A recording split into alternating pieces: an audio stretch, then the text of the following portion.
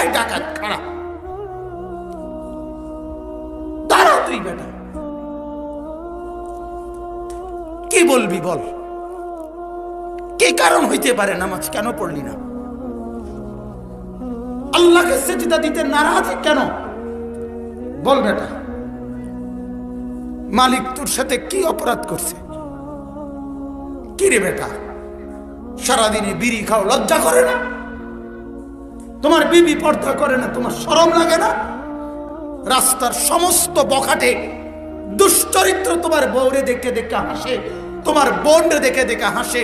তুমি মরে যাওয়া উচিত বেটা, মরে যাওয়া উচিত বেটা। তুই বেটা যার বিবি বেপর্দা, সে আবার স্বামী কিরকম? তে বেটা কোনো বেড়াইতে না বেটা। যার মেয়ে বেপর্দা, সে আবার বাপ কিসের মিয়া? তুমি আবার কিসের বাপ মিয়া? জিন্দিগি বুঝু বাতের থালা? বলেন, আমারে মাফ করবেন, আমি শক্ত হলেও কিছু করার নাই, আমার আবেগ আমাকে বলতে হবে। আমি আরেকবার আসবো না না আসবো সে কথা ভাবিও নাই। আমি নতুন আসছি না পুরাতন আসছি এটা দেখারও দরকার নাই। আপনারা আমারে চেনেন না না চেনেন এত কিছু আমার ভাবার দরকার নাই। গায়ে লাগে না ফিডে লাগে এত তান চিন্তা করার দরকার নেই। আপনি বিবেককে বলেন, আপনি আপনার বিবেককে প্রশ্ন নাহলে জবাব দেন। দাঁড়ান, আপনি পাড়ার মতো কথা কন, আমরা শুনবো। কি কারণ থাকতে পারে? আপনার বিবি কেন নামাজ পড়ে না? তার জন্য কেন খরচ করছেন? যে ছেলেটা নামাজ পড়ে না তার বিদেশের টাকা কেন জোগাড় করছেন মিয়া? মুসলমান লজ্জা লাগে না? ওই ডাকাইতের হাতে ছেড়ে দেন। তুই তোর কামাই তুই কর বেটা, লাগতো না তোর ভাত আমার বেটা, আল্লাহ তোমারে খাওয়াবে। আমি বললাম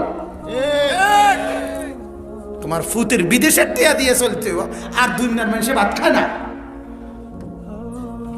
হ্যাঁ, কয়জনের ফুত বিদেশ থেকে খাবাইয়া একের আলগি দিয়ে লাইছে আমরা জানি না?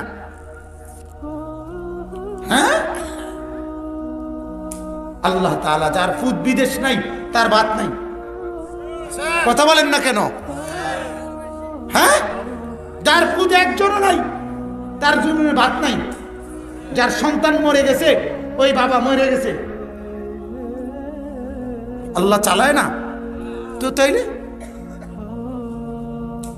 এজন্য আমি বলছি, আপনারা আমরা মূলত জিন্দেগি চিনি নাই, আমার জিম্মাদারিটাই বুঝি না, আমার দায়িত্বটাই বুঝি না। আমার দায়িত্ব আমার বিবি নামাজি হবে, এটা আমার জীবন প্রয়োজনে যত কিছু করতে হয়, যত মেল, যত মিটিং, যত দেন